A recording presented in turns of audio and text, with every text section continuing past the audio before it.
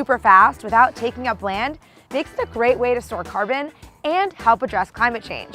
While already popular in Asia, the seaweed farming industry in the US is in its infancy and could boom in the next decade to meet the demand of carbon offsetting. So I want to know, can seaweed save the climate? To find out, I've come to Stonington Kelp Company off the coast of Connecticut to learn how one woman has launched her seaweed farming business and what the future of seaweed aquaculture could look like. I'm Lucy Viggers, and this is One Small Step.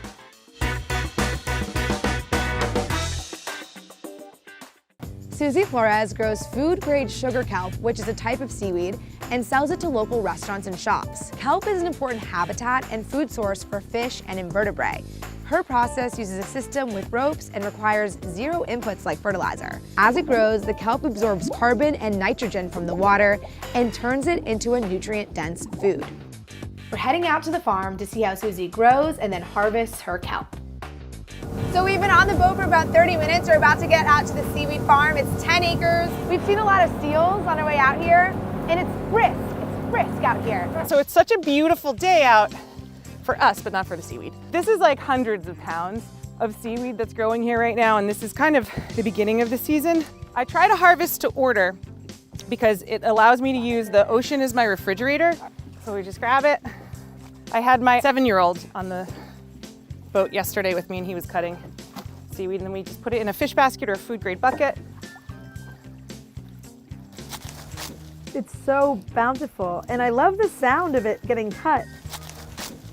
There's no wrong way to do it. That was easy. And then you just want to get it into the bucket. I try to keep it from hitting the boat as much as I can.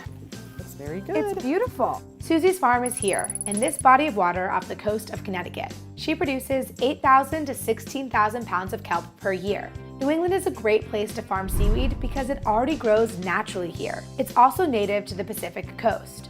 132 countries around the world have the conditions to start seaweed aquaculture off their coasts, but only 37 countries currently do so.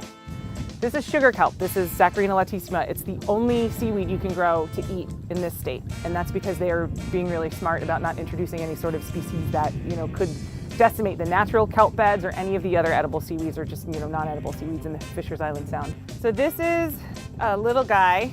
Up top is the stipe. I think it's like the most delicious part, and then just the rest is the blade. I can eat this whole thing. You can eat the whole thing, yeah. Please eat it, enjoy it. Isn't that awesome? Can you imagine that pickled? It's so good. Yeah, chopped up in a relish or something like that. And a very short travel farm to table for now. Yeah, seriously. There's definitely a lot of use for sugar kelp and other kelp as animal feed, as a soil input because it carries a lot of nitrogen naturally in pharmaceuticals and cosmetics. It can be used to make alginate, which is a thickening agent, which people use in ice cream. So you can see some of the stipes are going to be longer than other ones. Wow. And that's because the current that rips through the site is dragging the seaweed. And how fast does this grow?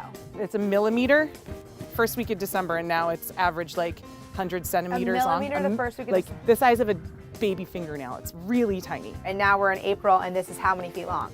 I mean, oh my gosh, some of these are, look at this. Yeah, and I've been harvesting this too, so I'm cutting them and then they're growing back. That's why they absorb so much more carbon and nitrogen, because they're growing so fast. So how does carbon sequestration work? Well, the structure of the seaweed is built with carbon, so as long as it's intact, the carbon isn't in the atmosphere as CO2. One proposed way of preserving the carbon is by sinking the seaweed into deeper parts of the ocean where it's not able to fully break down, thus sealing the carbon on the ocean floor. One study that looked at the carbon sequestration potential of seaweed farming found that sinking 14 to 25% of current seaweed production could offset the entire aquaculture sector and make it carbon neutral. As more and more major companies pledge to become carbon neutral, the seaweed industry could become a big player in a carbon offsetting market. In the future, someone like Susie could get paid to sink her seaweed and sequester carbon. Are you doing anything right now to help this sequester even more carbon? We have 2 different people that we're partnering with right now, and they're actually studying the best way to make the seaweed grow the fullest, and they're studying the amount of carbon and nitrogen that's being sequestered on my farm, because it's all going to be different, right?